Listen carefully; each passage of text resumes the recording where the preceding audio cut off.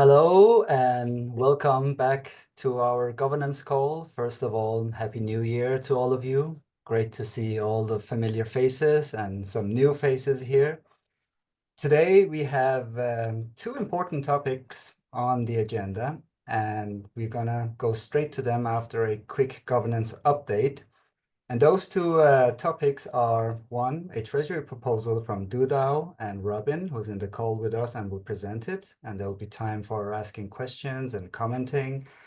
And the Treasury Advisory Group also has some comments to them as well. And then we have a topic that is about a delegation program for Centrifuge. And we have invited a special guest, Paper Imperium. I can see you're already in the call, so welcome here. We will get back to you when we get to that topic. So let's start with a quick governance update. Since the last call, we've had only one proposal passing. It has been a little quiet period in terms of governance proposals, and that was a proposal to reset the council members, and this was important for two reasons. One, some councillors had lost access to their accounts, and some were inactive, so we were sometimes struggling with our council motions. And the election process, and two, election process in the council didn't work as intended. So even though we had candidates with higher votes of people in the actual council, it didn't really elect them. So we created this council motion that passed the token holder vote. So we now have a council of 9 members who are active. And this came in very handy because shortly after this proposal passed, we needed to rotate the relayer keys for our bridge. And these two council motions were not disclosed for security reasons, but they have now been announced on the forum, so you can see about them. They're pretty simple, some keys that were rotated, and they both passed as well. So that's it from the governance update. I think I will pass it on to you, Robin. You're not new to our DAO. You have been in our governance call before, and you have been engaging on our governance forum as well. But can you just please give an intro to yourself and then talk about the proposal you made to our DAO, please? Sorry, before we do that, Orhan, sorry, Robin, to interrupt. Can we just, Orhan, maybe you or I give some context for all the people in the call about where in the process we are with this proposal? Do you want me to do that? The treasury proposal? Yeah.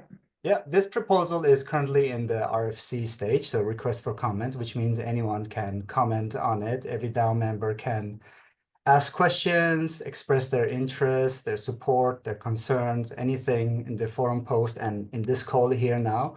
So it's very important we gather as much feedback, both so Robin has something to work with, and so we know what the sentiment is around this proposal in our DAO. So everyone in the call here, I encourage everyone to ask their questions and express their opinion about this proposal. But we'll get back to that after Robin's presentation. Yeah, thank you, Kate. Robin, stage is yours. Well, thanks, Rohan. First of all, thanks, Rohan, for guiding throughout the process. And about me, I'm born and brought up in India. I live in Canada right now. I've been working in tech domain for 20 years and probably close to last 4 or 5 years into blockchain domain and a lot into DeFi. So we have worked and I'm founder of doDAO. So we have got the opportunity to work with pretty much many of the top projects, like Compound, Aave, Uniswap, Arbitrum, Optimism, and a handful of others top projects.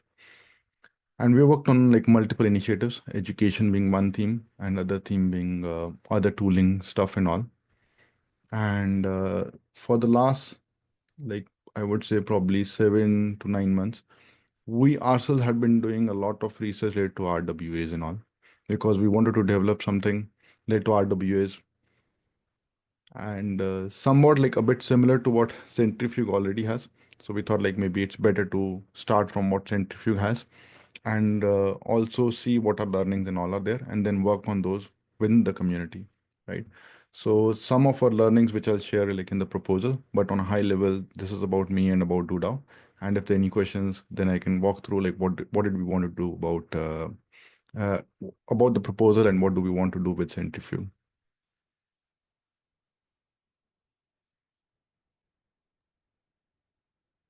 Could you maybe for context just add a little bit, like very high level about like what exactly this proposal on the forum is, what you're proposing, just like in a few words, so just people who haven't read it, they would know where to start. Sure. So this is primarily a growth proposal, right? So we identified a few pain points.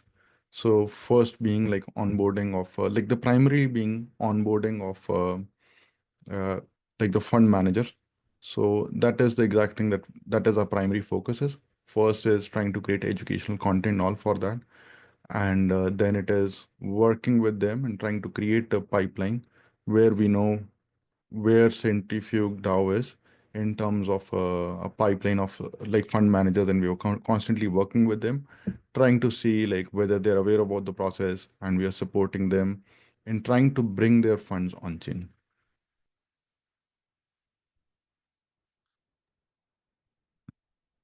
All right.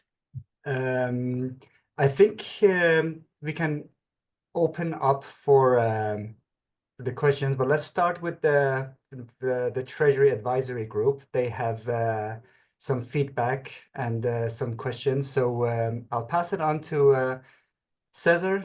Do you want to start with the feedback Yes, from the yes, Treasury yeah. Advisory Group? Yeah, Yeah. thank you a lot, And Orhan.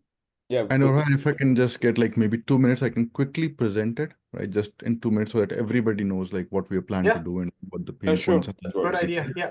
Yeah. Cesar, on hold. I'll get back to you. All You right. should be able to share your screen, Robin. So just go ahead. Awesome.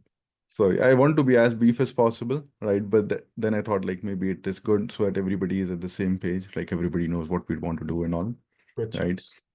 So I think one of the themes that we have seen is like LLMs, like 2 years ago, like everybody's using it, right? Every company. But when we compare it to RWAs, we have been talking about RWAs for like last 5, 6 years, but the adoption has not been so much, right? I'm just comparing technology level, right?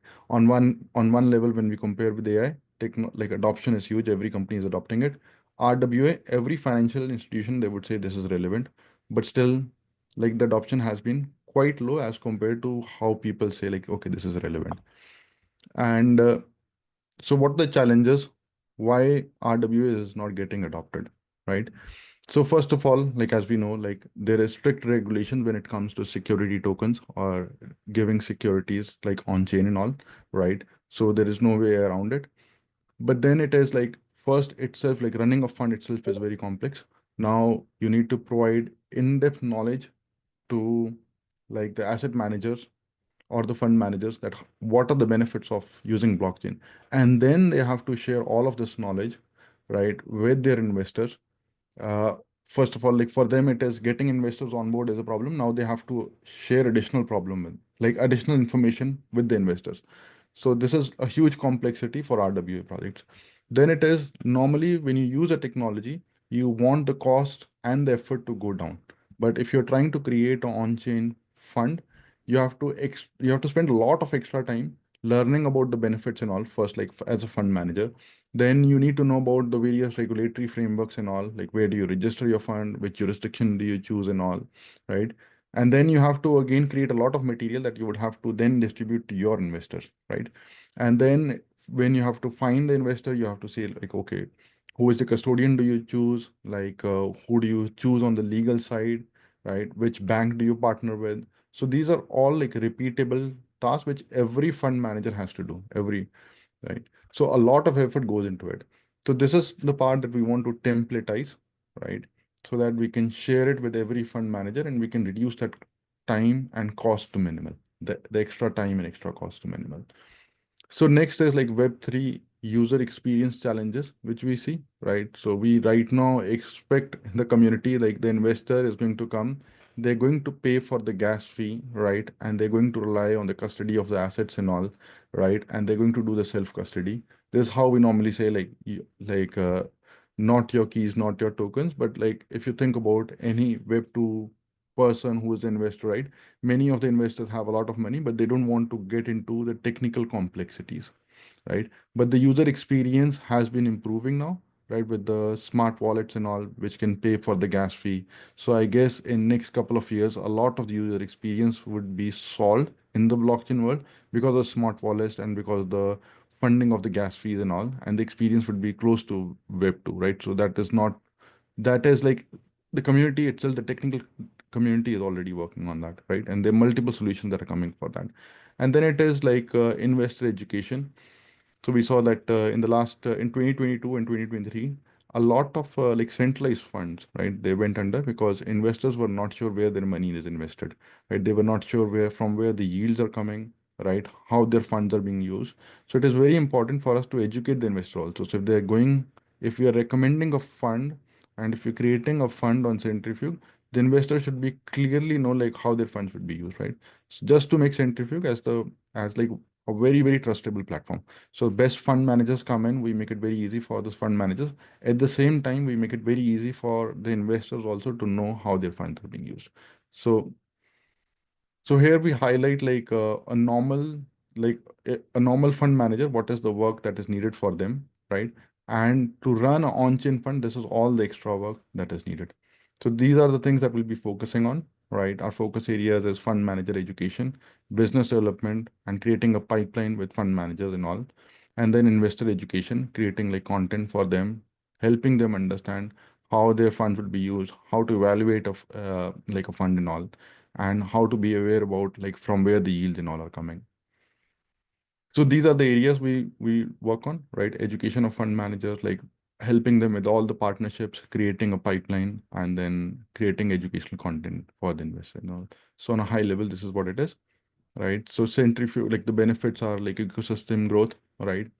And this would help develop the investor trust, and they would be educated too, right? And advancing Centrifuge's mission.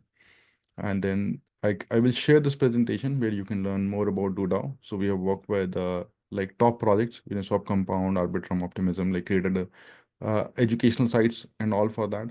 We have published our own research also, a lot on chained assets. So you could go to RWA research and all. So we have talked about a lot of these things in detail, like from ground up, we wanted to understand like why RWA is not getting adopted. So a lot of good content is there. And yeah, and then we have worked on a lot of like development related initiatives for many of the projects. Yeah. So I think this is on a high level about the proposal and about doDAO. I think this was a great presentation and overview of what the proposal is about. Thank you again, Robin. I think we can open it up now for whatever questions and people who want to know more about the proposal. Obviously, it's on the forum where you can read its full length. But I will pass it to you now, Cesar. This time it's for real. Go ahead. All right. Thank you. So Robin and doDAO, like, thank you a lot, guys, for reaching out to us and giving us this beautiful proposal on our forum. So it's a good case, I believe. Like we believe, like we are really interested on discover what can we do together and see. From our perspective, I have a couple of questions, which is non-binding. I will be asking questions related to proposal and what you are promising and this stuff, just for friendly questions, take as them. So for you're gonna create some education materials to onboard funding managers and stuff. But when I checked your previous proposals on other DAOs and your team, I see that you guys are mostly specialized in marketing and content creation. But do you guys have any fund management experience or fund manager contacts or some stuff around that? Or you guys are just want to accomplish it in the end of the journey? Yeah, to be honest, like we don't have like too much like experience into traditional funds and all. But I was able to connect with like as we were working on RWA stuff, doing all that research and all. And you have seen from our past history that we have worked with like the best projects, right? So I don't see that as a challenge as long as we genuinely provide something which is on for a value to the fund managers, right? So first of all, we have to like invest a lot of time bringing in like what is the value for the fund managers, and that is after the first initial 3 months we'll be spending time. But like to be honest, we don't have experience from traditional like finance firms, but I was able to get in touch with a few people as we were doing research on RWA, and I don't see that as a challenge. Got it. Thank you. And if we say, okay, let's proceed it, what would you determine as the first milestone? Like, let's say we divide it into a couple of milestones for the payments and for the stuff that we're gonna analyze and check it out. Like, the first milestone, as I understand, can be like funds bringing on board, like just one fund or two fund, or are you guys thinking something else, like creating a education material onboarding platform like you did already for Alchemix or Uniswap? So what would be the ideal milestone for you? Like ideal milestone, like the end milestone, how do we call it as success is like if we are able to bring funds, right, and have those on Centrifuge, right? That's the like mid-test which we want to meet. But if you think about like if we talk to some fund and having them on chain, right? Because many of these funds have like have a timeline also when they want to start. I think when we start the conversation and having a fund on chain, like the full life cycle could be 9 to 12 months, right? So, but definitely this could be like we would be transparently creating that pipeline. That pipeline would be transparently shared, right? So whenever we talk to a fund manager or like as we feel that they would be interested, we can ask them to come on join these calls, right? And we can share all that progress. But the first milestone could be creation of specific content, which is for Centrifuge, which will be provided to the fund manager so that it's very clear and very easy for them to know what is the value they're getting. Got it. So I think I can just pass this turn to BD team. I think they have more related to those like fund questions. Yeah, I was going to say it would be interesting to hear BD's input on this. I can see John, you're here. Sorry for putting you on the spot, but what's your thought on this proposal from doDAO? Yeah, thanks for presenting, guys. It was I John guess my sorry, Jonathan. It was John from BD team KF. oh, Sorry. my apologies. No worries. I'll pass it on to you shortly, though. No, I think, listen, like my initial question was around Cesar's is like, what is the actual responsibility that you hold? Because we have an entire sales and BD function here at KF that handles exactly what you're saying alongside of a marketing team. And we come with, years of experience in the traditional finance space and come with dozens and dozens of relationships, both in like large scale asset managers as well as mid-market funds that we think would be a good fit.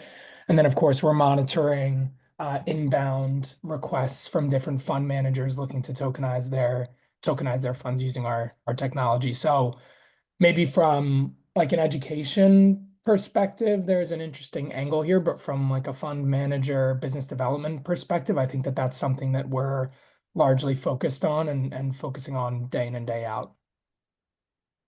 Yeah, I got you, John. Yeah, from our side, like we don't, that's why like I think like the proposal name is parallel effort, right?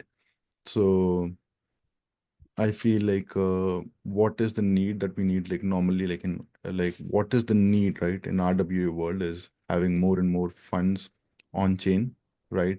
So can there be a additional parallel effort that could be put in? So we thought like that is the main point overall we are experiencing in the community, right?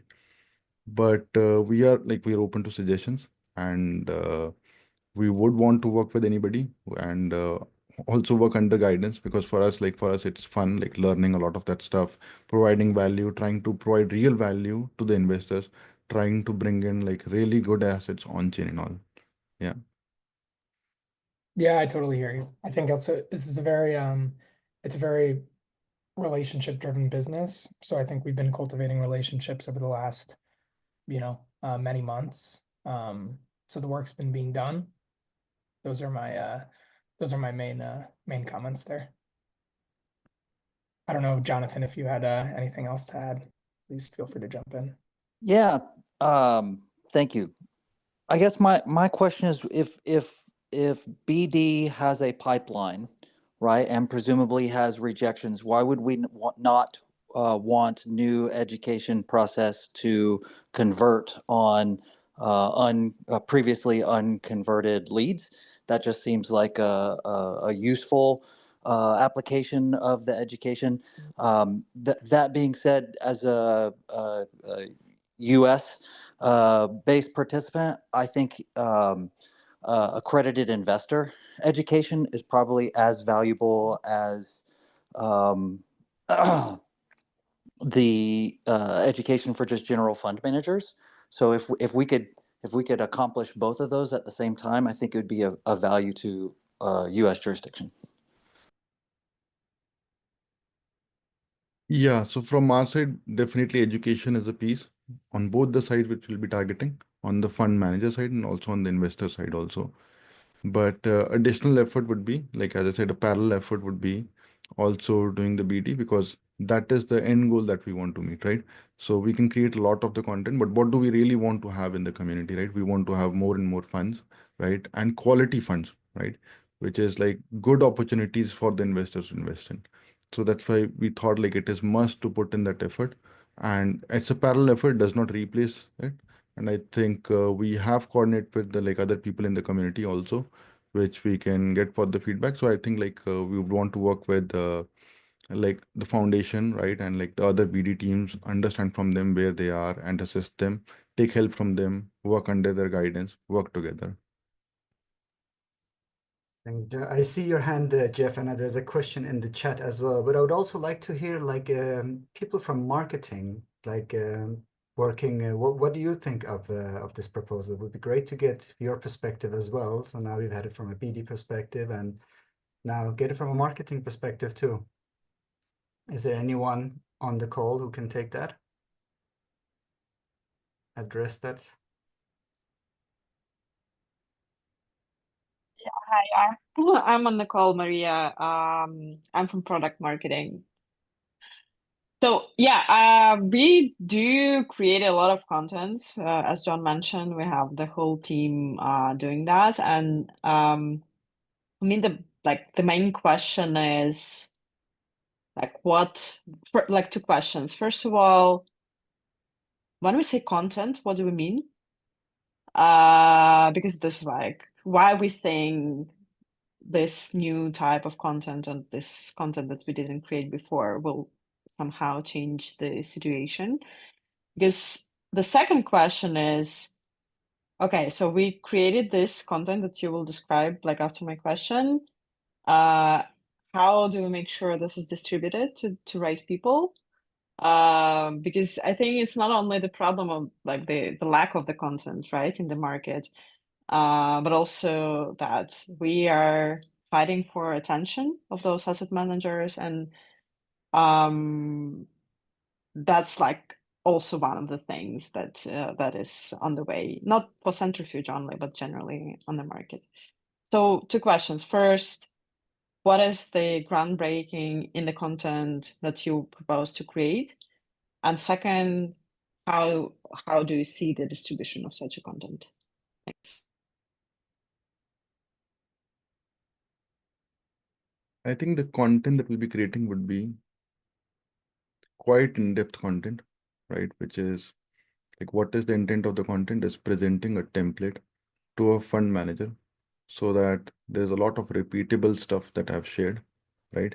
Overall in the community, I've not seen like such detailed content being covered, which helps, like really helps the fund managers, right? Think about developing a partnership with the bank when you are a crypto fund, right? Which is in like which is a small portion of the overall effort, right?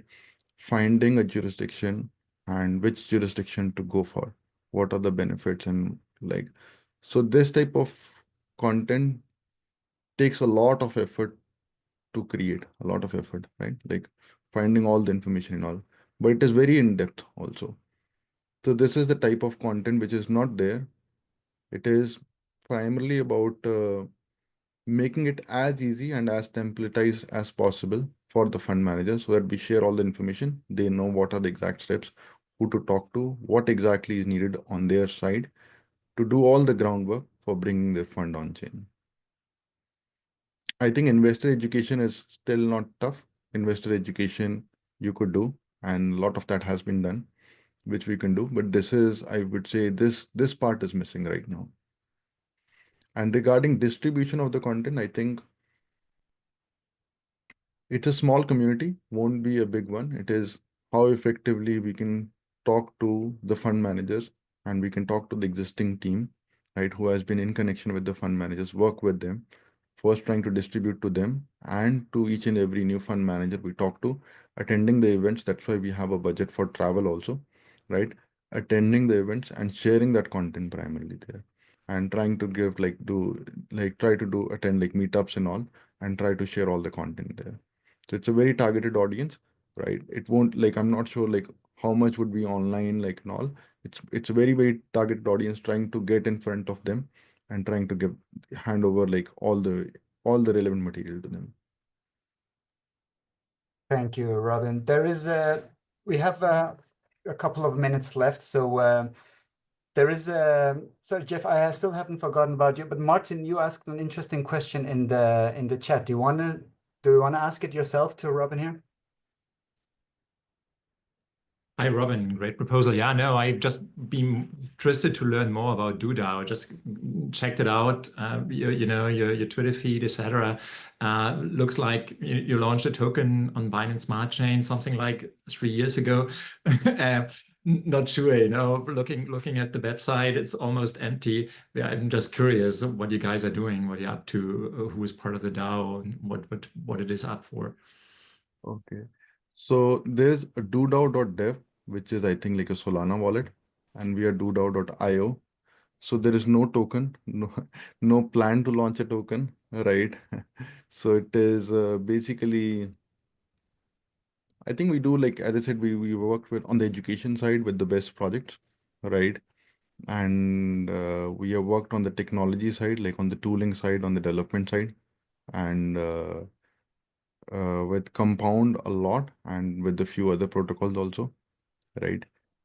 So yeah, on a high level, like we are like all technologists in our team, right? I would say everybody is technical, like some focus on like the business side, but I would say more on the technology side. So yeah, and yeah, but I think like maybe it would have been no token, like no plans for token. Just trying to find like how we can really use blockchain and add value to the end users, try to develop products, bring products which adds end user value, right? So we thought like education was one of the missing pieces which we initially wanted to target, and we targeted that, worked on a product also, tried to solve through education. That was the one focus area we tried, right? And now we feel other like in RWA, what is the stuff that is missing, right? So the stuff that is missing is trying to bring very quality funds on chain, right? And giving a lot of options for the investors. So that is the other part that we're trying to handle. So it is just like we're trying to think, okay, what is where we can add end value to the users. So at our side, we have been like a bootstrap company. We're trying to release products. We have released a couple of products already. On the fund management side, we are releasing a AI agent soon. I think like maybe in a few weeks, which will analyze crowdfunding platforms and give a detailed report related to it. So that AI agent would be expanded to other investment domains also. But right now it'll be just like targeting crowdfunding platforms and all. Yeah. So a bunch of stuff we do, right? We do development services, we have our own products, we do education. Yeah. All right. We still have the tech who has some comments. Jeff, would you mind holding that comment to the end of the call and ask, would that be okay with you? Thank you very much, Jeff.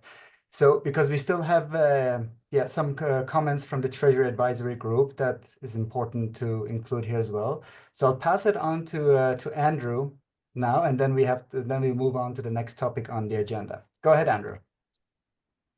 Yeah, sorry, I'll keep it quick. I'm sure we're under some time pressure. I guess from our perspective, we were going through the kind of post or the proposal in full and all your documentation. And kind of the main kind of North Star for Centrifuge obviously is to get more funds, to get more TVL, to ideally get some kind of star manager, as they say in financial markets. And I guess my kind of biggest question would be, obviously, this would be, really favorable proposal for us if we thought that you guys could secure, some big names or big funds, so a lot of TVL that would come onto the platform. But what we couldn't really figure out from what you've written and your presentation here is, if you've got no experience working in the fund industry, and I'm not sure if you have contacts with people in this industry or people that run funds or are planning on setting up funds. How do you actually intend on meeting these potential future fund managers? Like, it's all great to make educational content and share it on Twitter or share it around, but in reality, a fund manager is a 1 in a million person. So you're usually like the usual, it's not really user acquisition. It's more, very specific sales role or business development role, as was kind of touched upon earlier.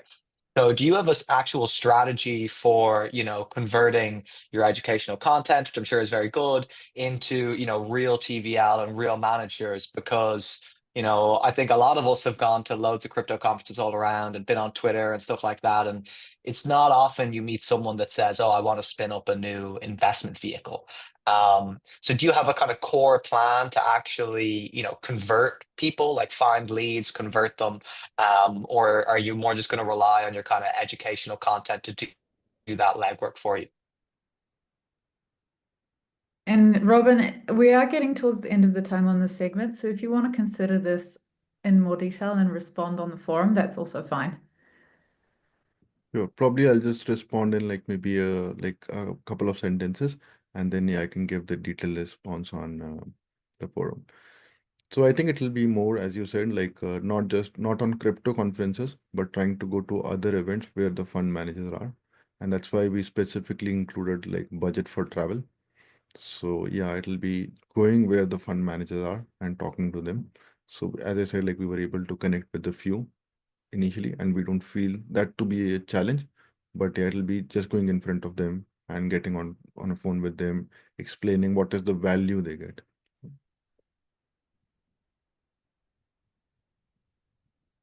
Yeah, maybe another question. So where I struggle a little bit is it's all very, very broad. You talk about content, you talk about fund managers, which is honestly not even an industry term, fund manager events, etc. So I think what I would miss at least is really quality criteria as to kind of most likely rate a fund, which is an entirely different business. So no, what I actually look for is really an action plan. Is it marketing? Is it content? Is it fund trading? So it's a little bit of everything.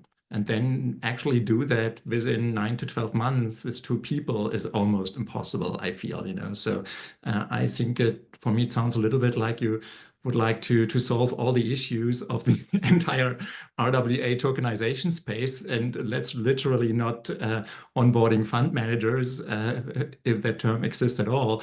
No, it's actually not about onboarding asset managers. It's all about actually incentivize investors and capital to go on chain and look after those opportunities. I think everyone who actually would like to tokenize an asset and distribute that is actually solely capable of doing that. And there's a multitude of protocols like Centrifuge, actually a lot of efforts actually already happening. So I think if it is falling short and if there's a bottleneck, it's actually liquidity and most likely not assets. And that is going to be, unfortunately, the last word of this topic, because we are already over time and we really need to move on. So sorry, Robin. Sorry, Martin, if you No worries. Thank you. Please do continue the conversation, questions, comments in the forum post, and we'll continue there. But we really, really need to move on to make sure we have time for the next part. Yeah, Ivan, do you want to move on to the next topic, which is a delegation program for? Yes, definitely. I will share my screen. So, yeah, should be this one. Can you see it now? Yeah, so the delegation program for Centrifuge DAO, this is something that we have been already thinking for a while. And yeah, for those who are not familiar, what is the actual situation? with Centrifuge delegation, we have like 12 delegates and 30 million of CFG delegated. I put here as a maker DAO only because the maker DAO probably is a primary governance that have been for a while, and the project that is aiming to have the governance like maker. So in 2023, I did the research about the governance participation and the delegation, and I interviewed probably around 10 of the top governance platform with MakerDAO and Gov Alpha, which is not exist anymore. And the conclusion of that research is that the paid delegation program is the only one working mechanism that can increase the governance quality and participation and drive the governance to the autonomous phase. So what are the benefits of having the paid delegation? Increase the delegate decentralization, enables institutions to participate. Right now, for example, I think no one from Centrifuge, big institution or VC, have ever participated in our governance process. I don't know, maybe for the legal reason, or maybe because they don't have anyone to who they would like to delegate the token, and increase quality of governance. This is one of the benefits. So delegates, this could be professional delegates. Example, Blockchain Columbia, Paper Imperium, is actually now on the call, Steakhouse, Gauntlet. This is just an example. Potential delegates and delegators, who and how many? We were thinking about 5-10 professional delegates, but this could be defined in the governance process. Who can delegate token? Asset manager, liquidity providers. Who can be delegates, credit experts, or individuals? About the cost, this is just an example. A little bit from the maker, check it their price, how many they paid. So 10 delegates will cost monthly 10,000, but only because the professional delegates, they will not be interested to participate in governance and spend their time to read the proposal, reply on the forum, participate on governance without any incentives. So this is just a cost. And just to compare what maker happened right now, this is the maker compensation from November. So the compensation is changed based on their activity, if they participate on the forum, on the governance call. Yeah, and this all, and yeah, I would like to probably invite Pepper Imperium, who is one of the most experienced participants in governance, if he can share his experience about the delegation governance. Sure. First, thank you so much for inviting me to speak. I think this is a really interesting topic, and it'll be kind of fun for you to design this program, I think. So I will start off by saying that I'm not super informed about how intensive your delegate needs are. So I will kind of paint with a broad brush here, different ways to both incentivize delegates and to increase delegated tokens, because delegates with no delegations are not particularly useful. So first, let's kind of take a look at three of the major delegate incentive programs that are out there. So there's Maker, which has already been touched upon, which is actually Maker's had two different delegate incentive programs that are not particularly closely linked, and we can talk more about that. There's also Optimism, which does something a little differently, which is that they offer only informal retroactive rewards, and so they don't really have like a monthly or quarterly budget, but every so often, about every 6 months, delegates just get airdropped in a large stack of OP tokens. And we can talk more about that in a minute. And then probably the most straightforward example is Arbitrum, which just pays a flat amount of ARB tokens every month to the top 100 delegates that pass a KYC, make sure they're not paying Al Qaeda or something. and meet certain participation requirements. So those are kind of like the three main models. Arbitrum is the most straightforward because it looks a lot like a salary, and there's not a lot of variance between what delegates are paid. If you're the number 1 delegate and the number 100 delegate, or number 50 delegate, you're probably going to get paid about the same thing, maybe a few $100 difference. With Maker, there's a lot more variance and dispersion, both under the old system, which was a function of how much Maker you could attract in delegations. So larger delegates were paid more, up to a certain ceiling. And then the current system, there's a certain number of paid slots, and they have there's like prime delegates and then like secondary delegates, though that distinction has gone away in recent months. And the top tier were getting paid more, and the second tier were getting paid just enough to kind of hang around. And then anybody below that was not paid at all. So the first thing you probably need to do is think carefully about what roles and responsibilities your delegates are going to be, what your delegates are responsible for. So how important is it, right? So if they are going to literally have the keys to a huge treasury, or could rug users or otherwise impact the core protocol or your business partners in a negative manner, then you're probably going to want to make sure that they're fairly well paid. Not necessarily to keep them honest, but just because you want competent people to show up. Never ascribe to malice what can be explained by lack of competence. So there's a lack of professional people in this space, unfortunately.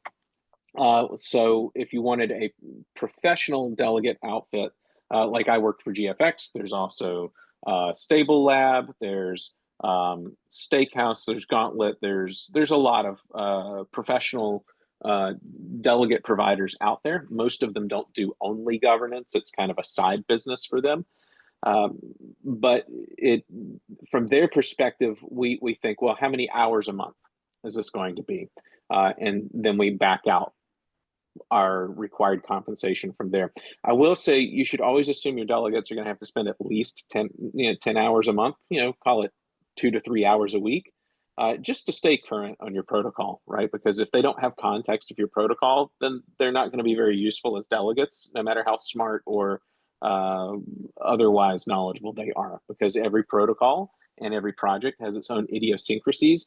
And you find that it's really the devil is in the details. And if you're paying these people to come make smart, informed decisions, then they have to be informed. So you should assume everyone's going to spend a minimum of 10 hours a month just to stay current. And then if you think there's going to be a lot of proposals, or they're going to be responsible for writing proposals, then you need to begin to figure that in. And if you have very complex proposals that require specialized knowledge, whether that's technical or legal or financial, then you either need to attract delegates that have access to that, which is why a lot of professional delegates are organizations and not an individual. For instance, if I have a technical question, I have a number of developers inside GFX that I can go to. We have our own general counsel that I can go to if I have a legal question. And other people come to me with financial questions. So if you find that you can't attract people that have that capability on their own, it might be worth considering hiring service providers to provide outside opinions. The most common one of this is a lot of lending protocols are just risk consultants. They Block Analytica's, Gauntlets, Chaos Labs, Llama Risk.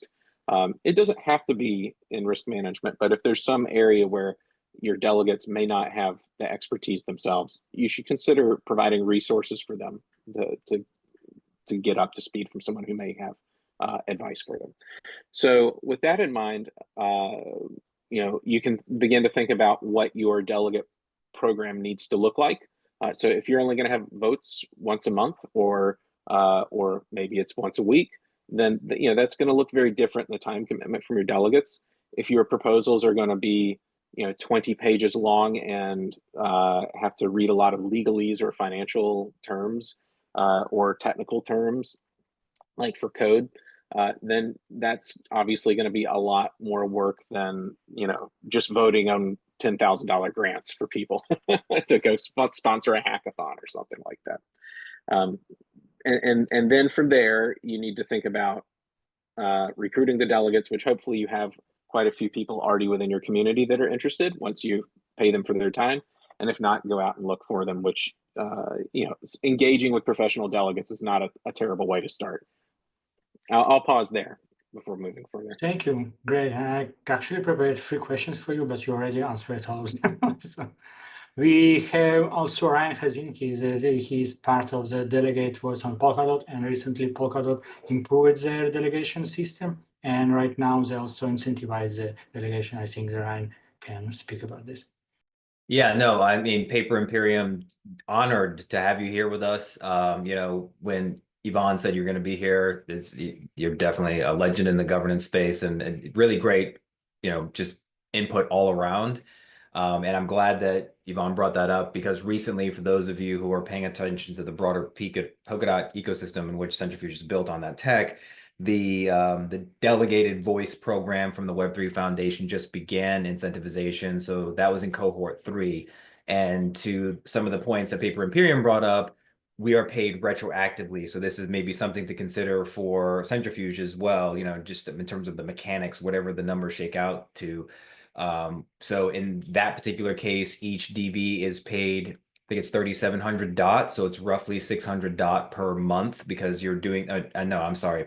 It'd be about 800 because I think it's across 4 months is what the tenure is for each piece. And so then once you get to the end of the tenure of the DV, it begins a linear vest and you get some every month across the 12 months that follow. But it is a lot of work. And that was the one thing that I just want to kind of, maybe it won't be as much work in Centrifuge, right? Because obviously there's fewer proposals. We don't have as much coming forward, but you'd still be attending the meetings and so on and so forth.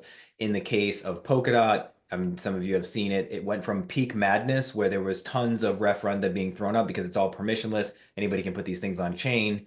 And then the delegates themselves are constantly having to deliberate that. Luckily, we have some things in place that allow the voting to be easy. Like somebody in the community developed a bot that can just be implemented in Discord. So then it scrapes the chain, pulls all the data in, and then people can just do, aye, nay, or recuse. And so it's made that piece streamlined a little bit, but then there's still the expectation to not only do all the due diligence, to review the things. Sometimes you have to take meetings with teams, because they want to talk to you in greater detail than what's beyond on the proposal. So you might have to think about the time you're going to have to sacrifice to have conversations with people who are putting forth these proposals. And then also on the back end, there's, at least from the Web3 Foundation, an expectation that you're going to actually deliver commentary for your vote, whether, aye, nay, or if you're abstain. So you have to kind of do that in a public manner. That could be done on social media. That could be done on various fora like Subsquare or on Poke Assembly. So there's a lot to really consider for this. As someone who's been involved with Centrifuge now for, a little over 2 years and really enjoy the governance process, I think that it's more than reasonable in terms of the expectation to be at the governance call every month, to be active on the forum, to constantly chime in. If you're also, I'd assume that some of these, and even if they're not currently part of Centrifuge DAO, I would also highly recommend that they become part of the Slack so that these people are accessible. So that way they can have that conversation ongoing, at least internally with other active contributors to Centrifuge DAO. But yeah, it's definitely something that can be thorny and complex at times. But the best thing is we, have the collective wisdom of all of us who can kind of contribute to this discussion and decide what this final form will look like for the delegation program. Great, thank you. Thank you. Kate, you have something you wanted to ask? Go ahead. Yeah. Question, Paper. Do you see a less personalized approach from some of the professional delegates that you mentioned, or for example, Gauntlet Steakhouse, etc.? Are they kind of, this is obviously a business for them. So what's your experience with how detailed they do get into the different DAOs they work for? Yeah, that's a great question. So, just in all fairness, I am also in this bucket. GFX is a little different in that I am the only full-time governance person. So we're not a bunch of staff that also do other things or multiple staff. So if you're dealing with GFX governance, you're always dealing with me unless it's at Uniswap, in which case you're dealing with our founder. So I would say it really varies a lot. Some of these folks cover a lot of DAOs, and I would say maybe a little more shallowly. They may have more junior personnel assigned. Others, folk like GFX, we only focus on a handful because we have very strict criteria before we show up somewhere. We like, just for us, I can't speak for others, but for us, we have to not have a material conflict of interest. We have to think that there's something positive that we can bring to the table to contribute to the project over the long term. And we have to think that there's going to be a way for us to attract a meaningful delegation. And then we also have to get paid for our time. There has to be some way. So the reality is that most of the professional delegates that you run into, it's kind of, they do it because it's synergistic to the rest of their business. I think GFX is the only one that actually makes money at governance. I don't know for sure because I'm not inside other organizations. But most of them, it's a good way to just be out there, be seen, and also to make business connections. And also it gives you a high level of business intelligence, because if you're just by virtue of the fact that you're in the room listening to people talk and discuss about different things, then you're going to know about it before you read it on CoinDesk. So, as to whether how personal they are, I think it's going to depend on the person that gets assigned. So if you get like someone who's really into your protocol, I think that's the best, because like I personally am just a huge stablecoin nerd and lending protocol nerd. So those are my favorites. But I also work other places and perform work there too. One thing I do want to touch on, because I don't know how much time we have, is that once you have your delegates, you also need to find a way to connect them with delegators. And it's possible that the people on this call are ready and willing to delegate enough to meet whatever your target needs are, right? So that you can consistently meet quorum and secure whatever functions the delegates are voting on and have access to. One thing that I actually recommend and don't see it done very often is if you are struggling to meet quorum or to attract enough delegation that you feel the functions your delegates can access are secure from raiders, corporate raiders. I'm a big fan of matching programs where you take tokens that you have in the Treasury or somewhere else and say, well, if you can attract 1,000 Centrifuge delegation, we'll match it with another 1,000. And that's a really good way to raise the total amount of delegation that's in circulation, but without changing the relative distribution. And it also means people have to organically attract delegation on their own. Of course, you can also just dump delegation on people if you want, but I just wanted to get that out there because I don't. A lot of times people think about the delegate program and they think about attracting the delegates, but then it's really, really hard to get delegation on the delegates. I have a Thank you for follow-up. So sorry, Kate, you go ahead first. I just wanted to see if there's any links or info you have on matching programs, and if so, please drop them to us, Paper. But yeah, we're almost at the end, so I'll pass back to you, Mohan. Thank you. It's a quick one. You basically touched it briefly, Paper, but like we're talking about like incentivizing delegates, but do you think it has value to incentivize the delegatees, like those delegating the tokens, or should they come organically? So I think this kind of depends on your personal on your own facts and circumstances. I think you can make a really good argument both ways. Number one is, do you have the revenue to do it? I don't think I would necessarily do it by diluting, unless you have some way to recoup those emissions. So, but that's a choice that your community will have to make. Got it. Thanks.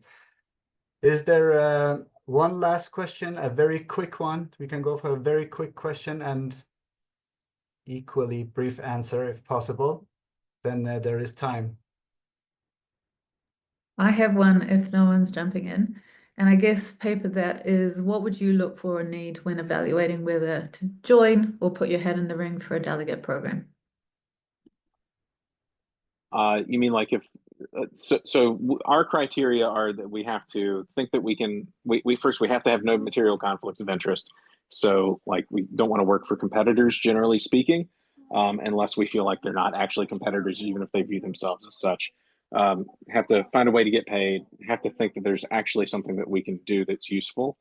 But you know, I think there's nothing wrong with people just showing up because they love the project. Yeah, I think we need those people with a lot of passion and energy for sure. Thank you.